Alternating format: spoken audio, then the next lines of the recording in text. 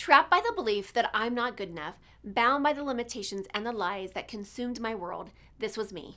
It wasn't until I took the biggest leap in my life to know and trust the power within. And it was at that moment I made a choice. My past will not define me anymore. Hello, I am Teri, and I know I am not alone in this. Over the years, I have found that the number one mistake that we make is that we get in the way of our own success story. Yes, I said it. On this show, together we'll tackle limiting beliefs, self-sabotage, getting stuck, fear, doubt, overwhelm, and the imposter syndrome. Join us on this journey designed to transport you beyond your limitations to a world where anything is possible. This is Talking with Teri. Hi, and welcome back to Talking with Teri, where we have powerful conversations to transform your life and your business. And I am so delighted to be sharing with you Jamie Atkinson. So, some of you know, obviously, I'm here on this podcast, and how this podcast came to be. I get to blame someone, and this is right here. This is the man, the myth, the legend. Guilty. Of why this is and how we come to be. So, Jamie, welcome to the show. And I want to dive in here. But yeah, welcome. Teri, thank you for having me. Thank you for blaming me. I'm very honored to be blamed for creating this thing. And I'm sure everybody at home right now is like, oh, Jamie, God damn it, why did you do this? But I'm sure secretly they love the show. So that's going to be fun. Yeah. So I want to share like a little backstory for you, because I was moving along in life, and I've always had on my bucket list to have a TV show, but not a podcast or radio, whatever, da, da, da, da. And my girlfriend reaches out to me and goes, Teri, you got to check this guy out, blah, blah, blah. And I was like, okay. I was free. I hopped on one of your like calls within like one day. Loved you, fell in love with you. And I was like, sign me up. I'm going for this. And within, a total of 60 days. I mean, I did your 30 days. I kind of cheated. I went 60 because I wanted to, do my thing. Just wanted more of us. That's okay. That's fine. So within 60 days, I launched my podcast, and here you are on my podcast. So such a delight. I'm very impressed with your show, actually. There's a lot of people who, come through the process, and, sometimes they cut corners and sometimes they don't do things absolutely perfectly. Your show's awesome. Like you ticked all the boxes, dotted all the I's. Like I'm sure people really love it. And, honestly, some of the episodes that I just tuned into before were pretty good, Teri. I mean, I don't want to say like extremely good because I don't want your head to get too big, but like pretty good episodes. Work in progress here. Work in progress. So can you believe this? Like, if you would have asked me this, I don't know, 12 years ago, I would have laughed at you and been like, and I was still at the time, like terrified of speaking. So here we are, right? The journey, Honestly, yeah, the journey's so important. I think all of us, you look back 12 years and be like, oh, you're going to be on a podcast and have your own talk show. And you'd be like, shut up. Like about what? Pokemon cards? Like that's never going to happen, right? That would have been my answer. Yes. So for those that do not know you yet, share a little story about how you came to be where you're at. And let's start there. And then we're going to dive into some of the deeper questions here.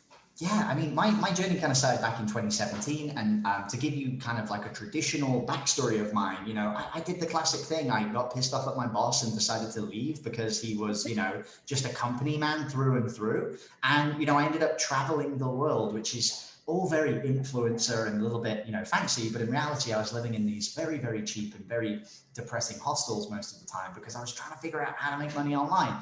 And what was really kind of fun is it took me probably a good 2 years before I was getting to grips with it. And, at the time I'd really struggled, had 3 or 4 different businesses, all of them had kind of failed. And eventually I came across this guy called Russell Brunson, flew to Funnel Hacking Live. We kind of went all out to face this fear of trying to build this business. And somewhere along the way, he shared this idea of podcasting with me. And after that event, I signed up for a coaching program I absolutely couldn't afford and ended up starting to try and figure out how to build my business. And 2-3 months later, after launching that podcast, I was like, okay, I'm going to do it. I launched a podcast. And 2-3 months later, I started to figure out how to make money with it without really needing any download numbers. And that was really exciting. I was like, oh man, like I'm making money for the first time in forever. And then a lot of my friends were like, Jamie, you should help other people do this with their podcasts. And that was about 18 to nearly 20 months ago now. That was back in May of 2019 when I launched the podcast Profit Lab. And it's been a hell of a ride since then. We've helped over 250 people launch podcasts. I think last year there was $6 million generated from students coming through the program just using our strategies, which is really humbling, really mind-blowing, but awesome at the same time. Like, I'm so happy that that's happening. And that's kind of where I am today. That is powerful. So I know with any challenge, with any, any of our paths, there are challenges, barriers, there's blocks that we've had to overcome. So share with our audience, one or five or 12. No, I'm just kidding. Share with us some of those challenges that you've had to overcome, because there's so often we see that, and even though it was a short amount of success, I mean, it was a fast one, right? Like, you went from, like, living in a hostel to, creating seven figures is in a short amount of time. And there's a lot of people that says, okay, I can't do that, or, woe is me, or whatever else, all the other stories that get in our way. So, share with us, a challenge that you had to overcome in order to step into that fully. Oh my gosh. I mean, especially this last year, there have been so many challenges. We were just talking before the podcast interview. I went through a personal breakup in December with somebody that I'd been with for 3.5 years, somebody that worked with me inside of my business, that essentially we did everything together. I mean, that was like super, super challenging. But also, really the whole entire of 2020 was this ginormous challenge for me. And the way I kind of think of it is I really think of like business in levels. And a lot of the time, a little bit trying to get into the end of like a Donkey Kong episode. You really want to try and get to the next level all the time. As entrepreneurs, we're pushing, we're trying to grow. And I spent really the whole of 2020 really just trying to learn more about myself, unpack myself before running a million miles an hour trying to grow a 7-figure business. And, and I want to just clarify, we're not at 7 figures yet. We've helped generate 7 figures. So I'm kind of pissed that my students have made more money than me, but not really. I'm actually really happy for them. But, we spent, the first year doing launch style business activities. We went from May to May, we did $250,000 to $280,000 in revenue just through Stripe alone. And it was crazy. Like we went from doing nothing to doing everything super, super fast. And everybody really paid attention and everybody was paying notice. And it was good and it was exciting and it was, monumental, but it was also exhausting. And this is something that I talk about a lot nowadays, is that live launch mentality of, fill a face group full of people, cheer them on, get them to engage, like show up, do a 5-day presentation, sell people with a big offer stack and a value stack. Like, it was just exhausting. And I'm an outgoing person. I'm a massive extrovert. I get tons of energy from connecting with people. And even me, who is that extroverted person, got completely burnt out with this model. Another person that I'm super good friends with, Alex Elliott, also got burnt out doing a model like this. Another extroverted person, and she actually completely quit that business. She did an entirely different business. And that's the extroverts. Like, if you're an introvert and you're looking at this model and you're saying, man, like, I've got to sell this way, that's a really daunting task. And one of the big challenges that I've helped a lot of my students go through in the last couple of months has been this idea of, oh my gosh, I've got to go and do this big, showy, over-the-top launch. And actually, there's a student I'll share about a story quick here. A student I work with called Lois Kofi is an incredible woman, has a sales background. She's done MLM for years. She's very resilient, probably the most resilient person that I coach. And Lois had done 4 live launches in the last 4 months and just really had faith that if she did it enough, it was going to pay off. And every time she would do it, she, did the launch, she got people there, she got the lead, she got them through the process. And, the offer stack came and then the offer went out and it was like crickets, right? It was like 1 or 2 people that maybe bought.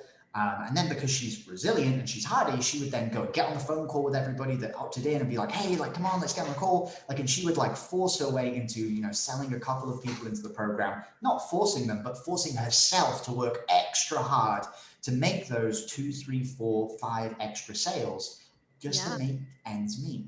And she'd done 4 of these launches back to back. And, she was, one-on-one coaching with me. She had personal stuff going on in her life, all sorts of stuff that's happening, just feeling the weight of 2020, which I think so many of us felt this year. And I was feeling the same. I just spoke to you a second ago, Teri, after December and after I broke up with my ex-girlfriend, I took 2 to 3 weeks off in December. I was just like, okay, bye. All right. And I just disappeared from my business. January, we, started back up again. But we had our lowest revenue month ever in January. Ever since we started the business, I think the smallest revenue month we'd ever had was $12,000, which was our first month. We did $9,000 in January with like $20,000 worth of expenses. Yeah. It was really sobering. It was a really big wake up call, because I knew what I needed to do to get out of it, but I just didn't want to do it. Yeah. And also, And yeah, go on. I just think that what you're speaking and this truth that you're speaking and being vulnerable and being able to share this, I think there's a lot of people in this position that you're talking about. And I also can personally relate. I can personally relate to some launches that I've had where they've like, what? Like, here it is, this big hype, and there's energy and it's exciting and it's fun. But then if you don't have that return on investment, it can be so frustrating and really, it takes a hit. It's also challenging to scale. We realistically have been at, we've done around about $530,000 worth of revenue in our business right now, but we're running at about $300,000 a year, which isn't a lot more than what we did the previous year, right? Like, we haven't really grown in terms of the revenue that we're doing. And the problem is we're kind of hitting that scale ceiling. And we've tried in the last year to get out of that. We've tried to go and run ads, and we've tried to buy an ad team, and we've tried to do all of those things. And the real problem, Teri, when you're selling a program cheaply, like when you're selling a program for $997, I know some people listening are like, cheap? What are you talking about? Well, you know $1,000? what? That's so Here's the expensive. thing. I just gotta take and say, like, your program, best $997 I've spent in a really long time. And I'm telling you, it was so like yummy. And I mean, it was so value packed. Like, easily you could have been charging 20,000. Like Right. like the value of it was, and And beyond, maybe even, I mean, I hopefully 20,000 is not insulting, but no. I was That's like, very, very generous of you. Thank you. but I'm just saying it was so in depth that it was so like, it was fantastic, right? And here was the lesson, and this was the thing that I missed, because what you just said then is actually the truth for so many course creators. A lot of course creators, they're doing hybrid models right now. They're doing courses, but they're also providing coaching. When we were doing our coaching model, we were doing as much as 3 coaching calls a week. Now, it was only for 28 days, but the reality was I was coaching 3 days a week, every day of the year. Right? I was coaching 24/7, 3 days a week. So what we realized is when we started running ads was that we just had to be really good at everything in order to make any money. So we would spend, a ton of money, we would run some ads, we would do a webinar, whatever it is, and we would usually get to about $500 to get a customer. So by the time they've opted in, they've showed up, and we've been able to sell somebody, it usually cost us about $500. And that was actually not bad. That's actually pretty good for most people who are running a webinar. A lot of people are way higher than that. And when we got that customer, most people are like, cool, like you sell a program for $997, you made $500 in profit. But it doesn't exactly work that way, because some people will pay a payment plan, so the average comes down. And we were averaging around about $650 per person that buys in collected cash. Now, the problem with that is that that's only $150 that we actually make. Revenue means nothing. Profit is everything. So when you look at that, in order for us to make $20,000 or $30,000 in sales, we had to do a lot of volume. And the problem is, when you do a lot of volume, what happens? The cost goes up, right? Ad costs can double or triple as you put more people in. So on one hand, if you don't have that profit margin, then it's just, you're not creating beyond that, right? it was so hard. And honestly, Teri, I was running at this every single angle. I was trying to make the webinar better. I was trying to make the ads better. I was doing the follow-up better. And I was trying to get these incremental increases. And I was trying to be the best in all of these different areas. But what I didn't realize, it was the price that was holding me back, because rather than being amazing at all of these different things, having an amazing close, an amazing webinar, all of these different things, instead, if I was actually incredible at all of those things, I was only going to make an extra $100 per customer. But instead, if I focused on a really solid way that I could sell my program high ticket, and this is what we use the podcast for now, and this has really come full circle with what I teach, it's just way better. For example, what we realized was, hey, what if, and this was sounding absurd. It's like, what if instead of me coaching 3 times a week, every single week, but only letting people show up for 28 days, what if I just let everybody show up for the year? I was like, oh, well, I'm still going to be doing the same amount of coaching that I was before. And if right now you're listening to this and you do a 28 or a 60-day program and you realize in reality you're coaching every day of the year, just give people access to show up, because people will show up when they have a question, and when they don't have a question, they won't show up. So you're never going to be at full capacity, even with hundreds of people inside of your program. And when this clicked for me, and I was like, oh, okay. So what if the Podcast Profit Lab wasn't 28 days, but what if it was a year? How much bigger could the results be that I could get my dream customers? And this is when it all started to click for me, because money and scale is one thing, but in reality, the reason we want to scale our business is because we want to create more of an impact. We want to be able to get bigger and better results for people. That's where the real fulfillment comes. And I had this epiphany probably around about February. And I just immediately took action. I killed off every single program that I was doing that wasn't this brand new program, this extended version of the Podcast Profit Lab. And almost overnight, our business quadrupled. All of the losses that we made in January and February came back. But more importantly, is people were way more committed to actually getting the result. So what we did was we took our program that was in 28-day chunks, and we just said, okay, right, we're going to actually make it a 9-week process, a 9-week course instead of the 4-week course. So I'm going to give you more. I'm going to walk you through these different steps, and I'm actually going to help you understand how to get to the end result. But the coaching was for 12 months. And in doing that, it made the offer greater, and we could afford to charge $5,000. And the other thing that was really cool is that because we were charging more money, we changed the sales environment. So instead of selling on a big fancy webinar and me being exhausted because I have to be the dancing monkey and I have to do this big offer stack that sounds super salesy, instead it's just on the phone. I'm just talking to people about their problems, and if it's a good fit and the program can help them, then we offer it to them. And it's just been such a relief, Teri, to really understand that this model that we can go for is just so much easier. My team, I just want to share here, guys, I had 5 full-time team members in December. I now have 2. It's me and one other person.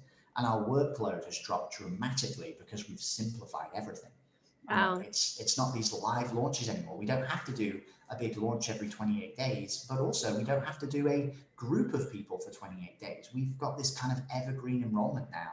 So it's much, much simpler for when people start a program. I think, Teri, you had even said, when joining my high-level coaching program, you had said, oh, this was cool, but I felt like, some people were further ahead. So I felt like I was left behind. And that's the problem when you do launches where people come through in cohorts, right? If it's a 90-day cohort or a 6-month cohort or a year cohort, if people join later, they feel left out. Yeah. Whereas if you've got that evergreen hybrid model, people can join at any point and everybody's at different stages and they don't feel like they're falling behind. So this was a ginormous challenge for us, and the challenge was in a number of areas. It was doing too much in our business. It was also in my personal, struggles. And also, the other challenge, which was really the biggest one, was scale.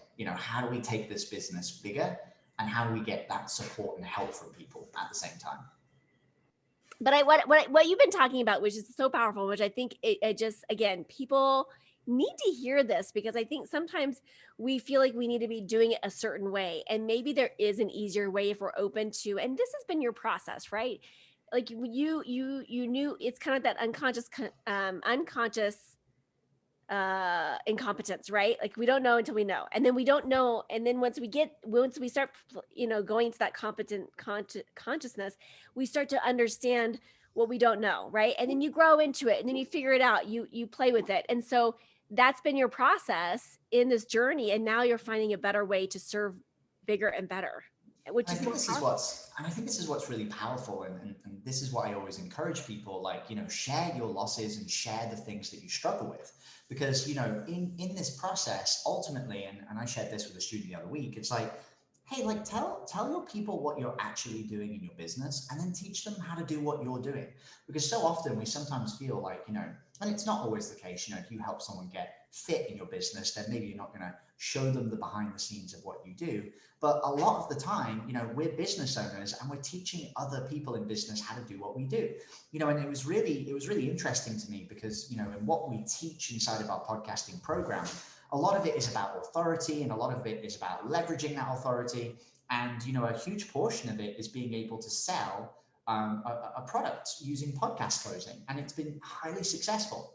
What was really crazy is that when I analyzed 99% of the people who've had success with podcast closing, which is the strategy I teach inside of our program. And if anybody's listening, they're like, what's podcast closing? I'm going to give you, at the end of this episode, a free 5-day pop-up podcast, which will tell you a little bit more about it. But essentially, podcast closing is the main way that we teach people how to monetize.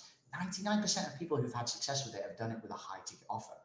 So I'm like, why am I not embracing this for myself? And why am I not teaching my students how to do it the way that is having success? And it was the other really big realization, and I really only understood this about 6 months ago.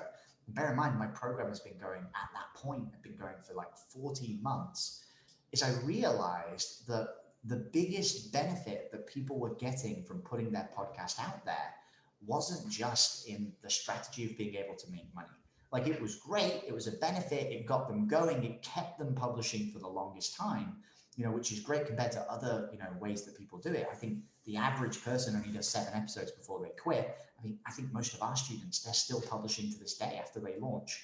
But what was really powerful was recognizing that it was the podcast itself, which actually helped in so many other areas of the business. The authority and the credibility that comes from being out in the marketplace, being a top 200 podcaster, interviewing incredible experts, being seen as that authority is ginormous, and it impacts everything. It impacts how many people show up, it impacts how many people pay attention, it impacts how much people trust you, and it also impacts how many people hear about you and spread the word about you and talk about you. And it's this giant piece that's really difficult to see tangibly. But Yeah. when you have it, every single person I know who's come through our process that started a podcast and is still publishing, their business has grown. Sometimes it's not always a direct correlation, but their business has grown. There's no one I know that's still doing a podcast and they're saying, man, Jamie, my business dropped in revenue. Apart from me, if you look at like January, but it came back up again, right? It's it's in that upward trajectory.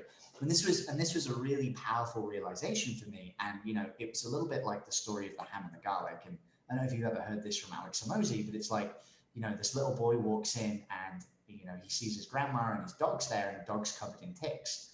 And the grandma says, oh, here's what you need to do to get rid of the ticks. You need to give him some garlic. So this, kid walks up, he tries to feed the dog garlic. The dog's like, hell no, that's garlic. I ain't eating that, right? And obviously the dog talks in the story. And then the grandma said, like, hey, what happened? Did you just try to give him the garlic? No, you got to wrap it in ham, right? You got to give him what he wants in order to give him what he needs. And it was so powerful for me to realize that actually this is the truth in entrepreneurship.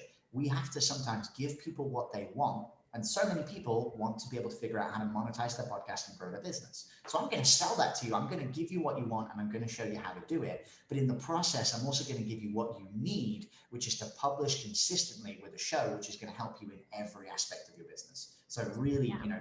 to realize that was ginormous for me. That's brilliant. And I will say that there's when you tap into podcasting or whatever other device is, it's a tool to help you. And you're absolutely right, to be seen, I can't tell you. No, I told people that I was really resistant to writing a book. I finally wrote a book, and I understand the power. Once I'm on the other side of that, it opened up a lot of doors. Okay. It really did. But I will have to admit that having a podcast opened up millions of doors, and the possibilities are endless, and so it's just another avenue of folks for being able to have a platform, create that trust, create that authenticity, and really connect with their audience in a different way, and allow you to have a bigger impact in the world. And I think that is just, a beautiful way to kind of wrap this up for us today, is, being able to create a bigger impact for all of us, right? So Yeah. Jamie, how can people connect with you? Well, honestly, the best way to connect with me is just on Instagram. So many people, they overcomplicate this. Go to this funnel and download this. Like, if this resonated with you guys, and if you're looking at Teri and listening to this show and you're thinking, wow, it would be awesome to be able to grow my business and maybe a podcast is the answer, just hit me up on Instagram. It's at Jamie Atkinson, JamieAtkinson. Just shoot me a message. You can tell me, hey, Jamie, I was listening to the episode with Teri. You can even shoot me the word podcast if you want to learn more about how we use this strategy. And actually, I've got a free piece of content, which is super powerful. A lot of people love this. And it's actually the 3 ways that we monetize podcasts. And it's how we generated, for all of our clients, they generated $6 million just using these 3 strategies. And it's a 5-day pop-up podcast. So if you're listening to a podcast right now, this will load straight into your app. So if you want that, it's completely free. You can head to changemakersmovement.com/5 days. You'll get all of the emails and get all of the stuff coming through. And then afterwards, I email a lot anyway. So every day I'm going to have some weird, bumbly story about some crazy stuff that I did in Costa Rica. So you might end up in there as well. Well, and we will put that information down in the show notes. So grab that information. And Jamie is just, this has been fantastic. Thank you for being here with us today. And because you're coming in from Costa Rica. I'm a little jealous. Okay. It's beautiful here. I was actually just in Mexico for the weekend on a quick little visa run in Tulum, and I'm back now in Costa Rica. And honestly, it's wonderful. Sunlight is like the healer for everything. Just get some sun. Go to Florida if you need to. Get some sun. Absolutely. Beautiful. Well, thank you so much for being with us, Jamie. No worries. Thank you for having me, Teri. I am so grateful that you joined me for this episode. If you've enjoyed this, then there's just one thing that I would like you to do. Click to subscribe and leave me a rating and review. As my way to thank you, let's connect for a free consultation. Just reach out to me at talkingwithteri, that's TERI.com, to book your time.